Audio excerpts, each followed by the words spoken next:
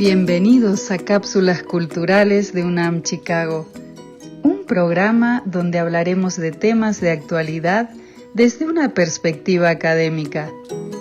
En este espacio, profesores y académicos de UNAM Chicago abordarán diferentes aspectos pertinentes a la educación, la difusión de la cultura y su relación con los cursos y talleres que ofrecemos para ti.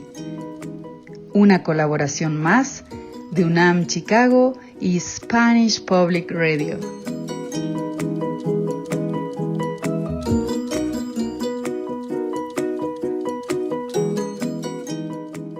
Amigos, ¿qué tal? Un placer saludarlos nuevamente en estas cápsulas culturales de UNAM Chicago. Soy Salvador España de Spanish Public Radio, dándoles la más cordial de las bienvenidas a esta nueva cápsula cultural, y también le damos la bienvenida a Alberto Fonserrada. Él es el encargado de la difusión cultural de UNAM Chicago.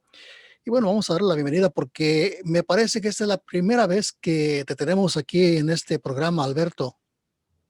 Así es, buenos días, mi querido Salvador. Es mi debut, y bueno, pues muy agradecido por el espacio que nos brinda Spanish Public Radio y encantado de estar aquí en tu programa.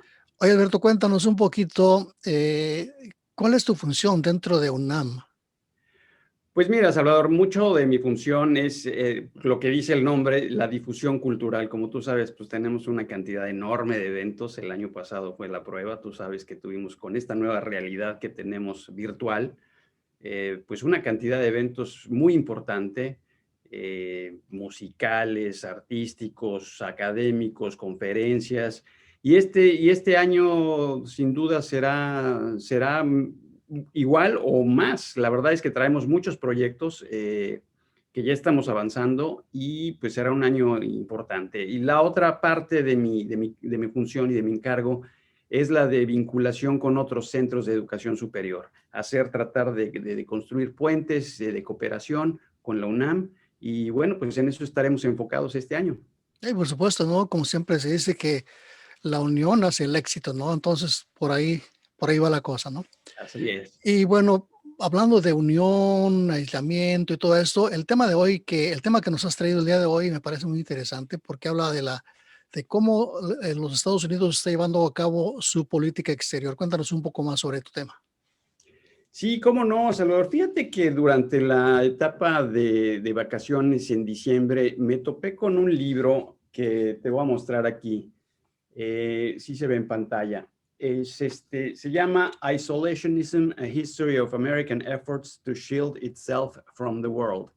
Esto pues básicamente quiere decir el aislacionismo, una historia de los Estados Unidos, de los esfuerzos de los Estados Unidos por escudarse o apartarse un poco del mundo. Es de la autoría de Charles Kupchan. Charles Kupchan es un destacado académico de la Universidad de Georgetown y quien también trabaja en el Council on Foreign Affairs, el Consejo de Relaciones Exteriores. Es un think tank quizá el de mayor prestigio en los Estados Unidos, creado en 1921 y precisamente con la intención un poco de combatir las tendencias aislacionistas que imperaban en aquellos años. El libro me llamó mucho la atención, yo siendo de formación internacionalista y habiendo hecho mi trabajo de tesis sobre el periodo de la Guerra Fría, que digamos del fin de la Segunda Guerra Mundial en adelante, pues me llamó un poco la atención esto, porque conocía yo poco de esto. Realmente estudié algunas cuestiones en la escuela, pero el enfoque que le da el autor es muy interesante. Fíjate que, y le platico a nuestro auditorio, es un tema de gran actualidad porque aparte, pues es parte de la tendencia que estamos viviendo ahora, ¿no?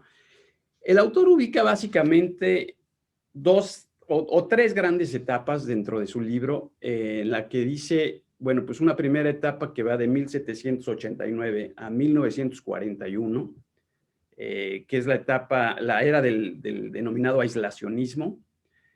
La segunda etapa que va de 1941 hasta la elección de Barack Obama, hasta la elección de Trump, perdón, hasta la administración de Barack Obama y la elección de Trump en 2016. Y y una tercera etapa que es la que inicia como preámbulo el gobierno de la administración de Donald Trump, que pues un poco regresa otra vez al aislacionismo. La primera, nuevamente, es el aislacionismo de 1789 a 1941, la segunda de 1941 a Barack Obama, que es una era de liberalismo internacional, y la tercera etapa, que es nuevamente un regreso al aislacionismo en muchos aspectos. Esta primera etapa, la de 1789 a 1941, se caracteriza por un rechazo de los Estados Unidos realmente al mundo. Un poco, no había un afán por conquistar geopolíticamente, había involucramiento en materia comercial, pero realmente no había poco interés por expandirse territorialmente. De hecho, el aislacionismo, o los historiadores por lo general lo ubican precisamente en el discurso del primer presidente de los Estados Unidos, de George Washington, en el farewell address, que le llaman, de su discurso de despedida, en donde el presidente Washington dice, relaciones comerciales con quien quiera, compromisos políticos realmente con nadie. Entonces ahí, bueno, pues sembró la base de una política que siguió por muchos años. Esta etapa se caracterizó por una política exterior unilateral, una política exterior aislacionista, es decir, Estados Unidos realmente acaba dándole la espalda a su aliado francés, a Francia, cuando estalla la guerra Francia-Gran Bretaña, pues es cuando surge el debate en los Estados Unidos acerca de la neutralidad y deciden no involucrarse. Y es una política exterior racista realmente. Estados Unidos no tenía el apetito de extenderse a otras latitudes, sobre todo porque no le veían mucho interés a conquistar poblaciones que no fueran blancas y cristianas. Hubo un par de intentos por revertir esta tendencia aislacionista de este gran primer periodo. Y la primera fue en 1898, bajo la presidencia de William McKinley, y esto sucede cuando estalla la guerra entre Estados Unidos y España, lo que provoca de facto pues, que Estados Unidos se convierte en un imperio, porque pues, al ganarle la guerra a España, le arrebata Cuba, pero además ocupa militarmente Puerto Rico, Filipinas, Hawái, Guam, Samoa. Y bueno, pues obviamente en la opinión pública también hay una reacción, porque de repente la opinión pública reacciona y dice, bueno, pues ya de repente se convirtió Estados Unidos en un imperio. Pero pues entonces obviamente surge un movimiento antiimperialista que revierte nuevamente esta tendencia y regresa al aislacionismo. El segundo gran intento se dio durante la presidencia de Woodrow Wilson, el demócrata, quien llega a la presidencia con una política exterior que se denomina como el idealismo internacional.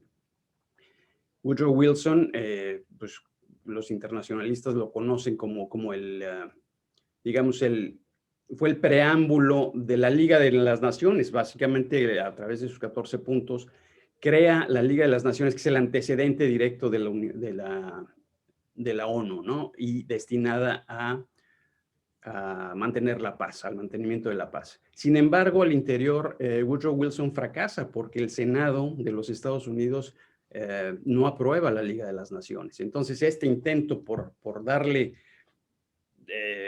por regresar a los Estados Unidos al concierto de las naciones, pues fracasa en los propios Estados Unidos. Posteriormente, y esto a pesar de que, bueno, pues los Estados Unidos habían ganado la Primera Guerra Mundial. Posteriormente, bueno, pues hay un regreso al aislacionismo con el candidato republicano William Harding, que arrasa con un discurso aislacionista, ¿no? Y a ello le siguen 2 décadas más de gran aislacionismo de los 20s y de los años 30, ¿no? La segunda etapa que el autor ubica, es esta de 1941 hasta el periodo de la Guerra Fría. Perdón, hasta el periodo de Barack Obama, y que inicia con el ataque de Pearl Harbor, ¿no? Por parte de los japoneses.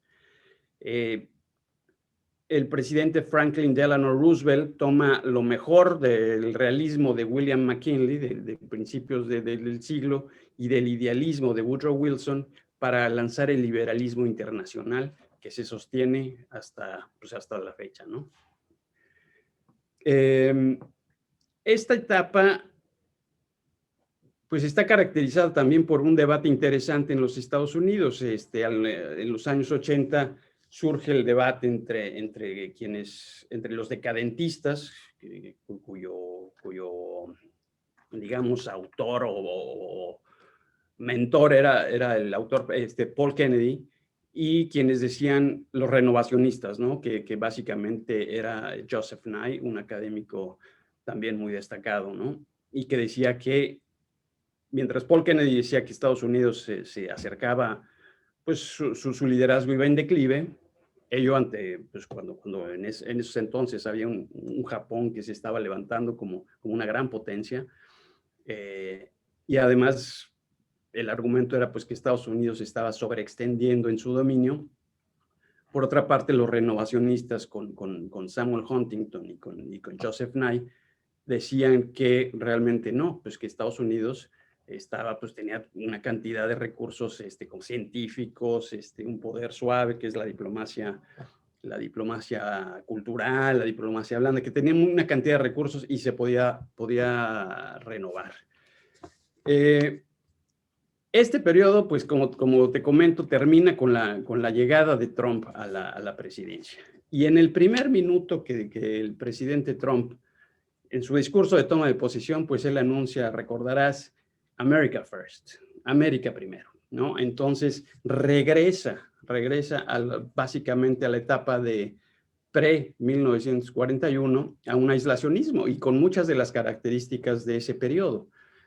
Aislacionismo, proteccionismo, racismo, xenofobia, y pues es un regreso al pasado, ¿no? Con el Comité de América Primero, que se crea en los años 40. Y cosa curiosa, Salvador, porque fíjate que el libro menciona, y esto yo no lo sabía, pero aquí hay un pasaje interesantísimo, porque dice que el Comité de America First, que tuvo sus headquarters aquí en la ciudad de Chicago, fíjate, y en él participar, este Comité de America First, pues lo que se oponía era al ingreso de los Estados Unidos a la Segunda Guerra Mundial.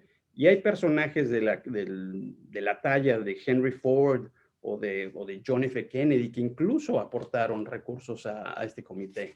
Entonces, bueno, el libro está lleno de anécdotas, está muy bien documentado. Obviamente, pues el presidente Donald Trump, pues se le pueden criticar muchas cosas, pero tuvo no sé si, yo no le diría visionario, pues, pero porque no me choca un poco el término, pero apeló a una parte importante de un público que estaba con un gran apetito de regresar al pasado y a este tipo de cuestiones, ¿no? Obviamente, también al final concluye el libro, que fue publicado por la Universidad de Oxford el año pasado, apenas en el otoño del año pasado. Habla un poco de las perspectivas, ya cuando sabíamos que Biden era el candidato, que se avecinan para el presidente Biden. Los retos son enormes. Es un poco revertir esta tendencia, es regresar a los Estados Unidos a su lugar, a su liderazgo, vaya. Y Kopchan lo que sostiene es que muy probablemente el presidente Biden se va a enfocar los primeros 2 años al menos en la política interna. Tiene mucho que hacer, la pandemia que estamos padeciendo todos, la economía, por supuesto, todo el proceso de infraestructura que hay en los Estados Unidos que está muy abandonado. Y obviamente, pues también está dando señales de que está queriendo revertir inmediatamente políticas que fueron pues que abanderó Trump como lo de cambio climático, pues obviamente al insertar nuevamente a los Estados Unidos en el Acuerdo de París, al regresarlo a la Organización Mundial de la Salud, al regresarlo a la UNESCO, en fin, mucho de esto pues está cambiando, pero bueno, pues el libro es muy recomendable para quienes nos gusta esto de los asuntos internacionales, Salvador. Oye, como tú lo mencionas, definitivamente que cambió mucho la imagen de Estados Unidos en el exterior con la llegada del presidente Trump. Eh, y sin duda también que el presidente Biden, pues la va a tener difícil para poder cambiar esa imagen, ¿no? Porque el presidente Biden trató muchas veces de llegar a la presidencia y llegó, Sí. pero le tocó una etapa muy dura. No, claro, claro, Salvador. Pues mira, este no es un programa político, pero es realmente, digo, 74 millones de votos que obtuvo el expresidente Trump, pues es un gran número, es un número muy importante de personas, de seguidores. Realmente la elección lo que también demostró es que pues hay muchos países dentro de uno, ¿no? Y están abandonados muchos sectores de la población, tú lo sabes, bueno, nuestra población ni se diga, ha estado muy afectada en muchos sentidos. Vaya, el segmento de población afroamericana, pero también el segmento que votó por Trump, que es el segmento del público rural, menos ilustrado, pero pues que salieron a votar en masa, ¿no? Y entonces, bueno, pues se vienen tiempos interesantes, sin duda interesantísimos, muy, muy dramáticos los que hemos visto, los momentos del 6 de enero, tiempos inéditos totalmente. Y bueno, pues creo que este es un libro interesante como para abrir un debate, ¿no? Claro que sí, por supuesto. Pues seguiremos al pendiente, Alberto, a ver qué ocurre si el presidente Biden logra cambiar esta imagen, no sé, y hacer que se vea a Estados Unidos más amigable, si lo podemos hacer así, ¿no? Con sus hermanos, con sus países hermanos, ¿no? Por supuesto. Y vamos a ver cómo le va. Y por lo pronto, pues te agradecemos muchísimo que nos hayas compartido este libro, este texto que nos traes, que nos presentas el día de hoy, que nos lo hayas compartido. Ojalá que a nuestros amigos también pues les resulte interesante y por supuesto lo busquen para que si les gusta el tema, pues ahí se empapen un poquito más sobre él, ¿no? Por lo pronto, pues te agradezco muchísimo, pero antes de cerrar esta cápsula, ¿te gustaría agregar alguna otra cosa? No, pues únicamente agradecerte a nombre de la UNAM Chicago, a nombre del doctor Javier Laguna, el espacio que siempre nos brinda Spanish Public Radio. Y bueno, pues estaremos aquí trabajando de la mano. Muy bien, Alberto Fonserrada, muchísimas gracias por tu participación el día de hoy en esta cápsula cultural de UNAM Chicago. También gracias a nuestro presidente y fundador de Spanish Public Radio, el señor Roberto Ramírez. A ustedes, amigos, muchísimas gracias por su atención y los esperamos en la próxima cápsula cultural de UNAM Chicago. Hasta la próxima.